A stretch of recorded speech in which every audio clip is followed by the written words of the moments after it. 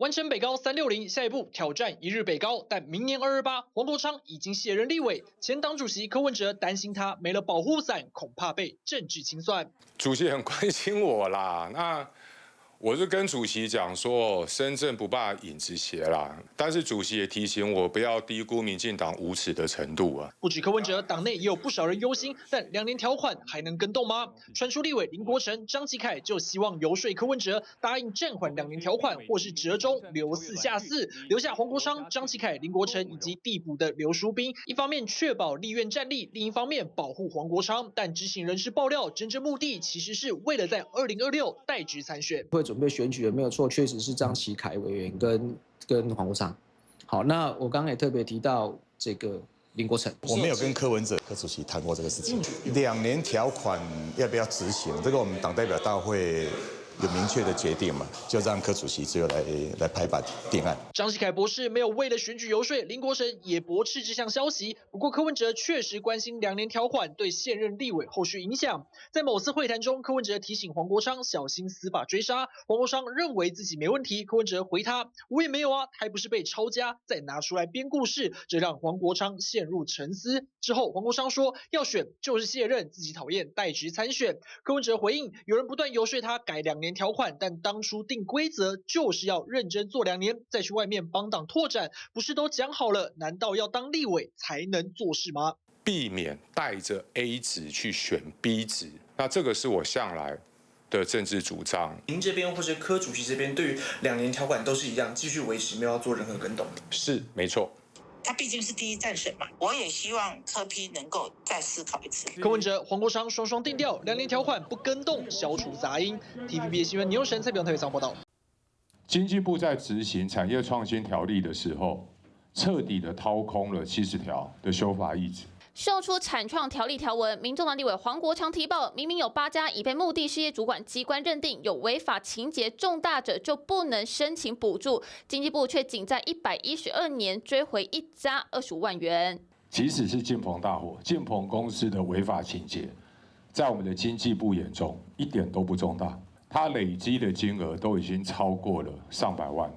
结果经济部才刚认定完，到113年。又继续被裁罚，单次裁罚超过55万。至于经济部是否未把条文看在眼中，细看从111年到113年，经济部通过审核家数就有近5000家，加上农业部、数发部等单位后，在109年到113年违法厂商高达4062家，256亿余元。经济部是只负责发钱吗？发纳税人的钱发得很爽快啊！真正面对这些重大违法的厂商，甚至已经造成了人员的伤亡、家属的悲痛。怎么样认定是不是重大？这可以再讨论，但是绝对没有所谓的违法，因为这个本来就是无法授权给这个中央目的主管机关来认定这样的事情。经济部长龚明鑫亲上火线澄清，绝对没有违法放水，只有符合法规依法会追缴补助款。但黄国昌秀出的数据，重大的就是说，如果你连续再犯，有故意的或者是说造成重大伤亡等等一些情况，那我想。怎么样情节认定？我想这个可以检讨。现行机制引起疑虑，部长展现态度，表示有讨论空间。TVBS 新闻刘立成、严轩台北采报道。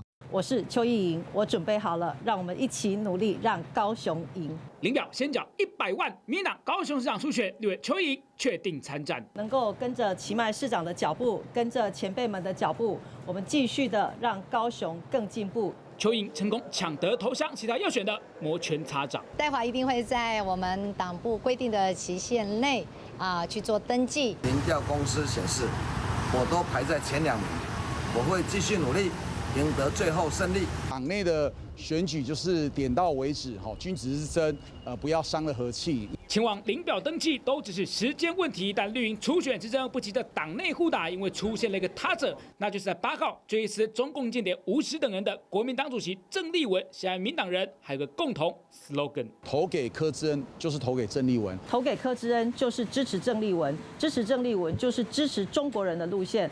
我会是用愿景政策来跟柯志恩来做 PK。而被贴上标签的柯志恩，则以其人之道还治其人之身。那我是不是也可以说支持邱毅就是支持总统府养共结？我们必须要说吴石，他这个人就是100%颠覆中华民国政权的一个共谍。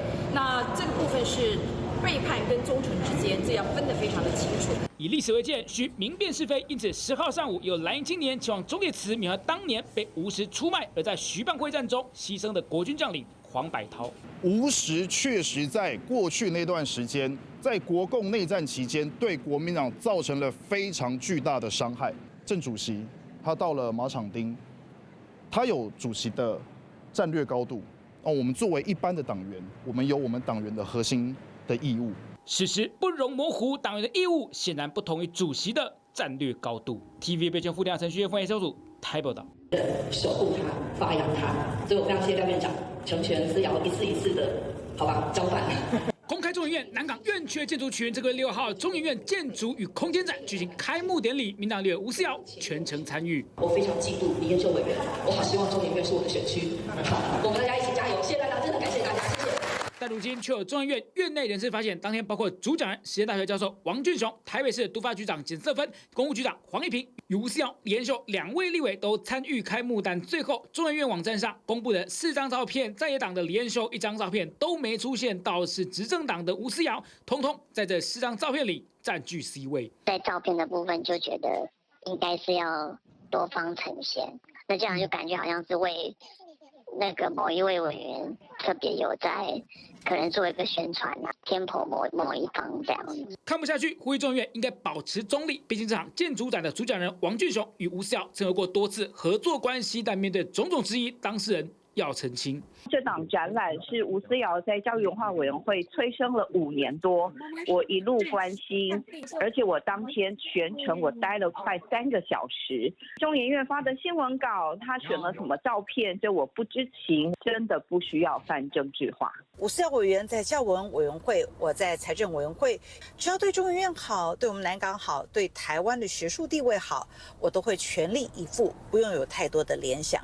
不愿做过多政治解读，是否有偏袒之余？中研院方面则回应，连秀委员因另有公务行程，在演讲后先行离开，并无偏颇之意。谢谢各界提醒。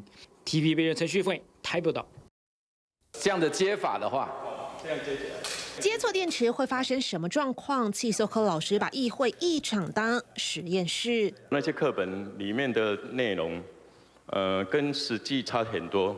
而且会烧起来。实际操作不为别的，就是希望教科书能改正。因为翻开这一本汽车工业英文，并联跟串联差异，尽管图示很明确，不过这位陈情的老师说有 bug， 会烧起来。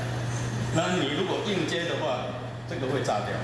原来正常的电瓶串联方式中间应该还要有个电阻，例如马达之类的负载品。陈情人质疑教科书却只有2条电线示意，是在误导学生。因为若是一氧化葫芦，可能就会发生电线短路，导致火烧车。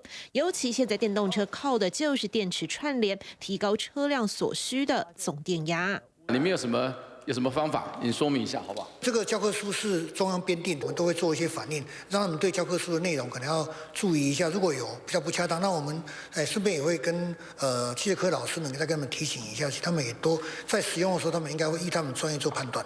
据了解，这位导师已不是第一次陈情，过去也曾找上立委林岱樺办公室，当时也和教育部人员开了会。但杨先生说，最后课本拿走后不了了之。至于教育部为何当时未处理，目前暂无回应。TVBS 新闻综合报道。想看最完整的新闻内容，记得下载 TVBS 新闻网 APP。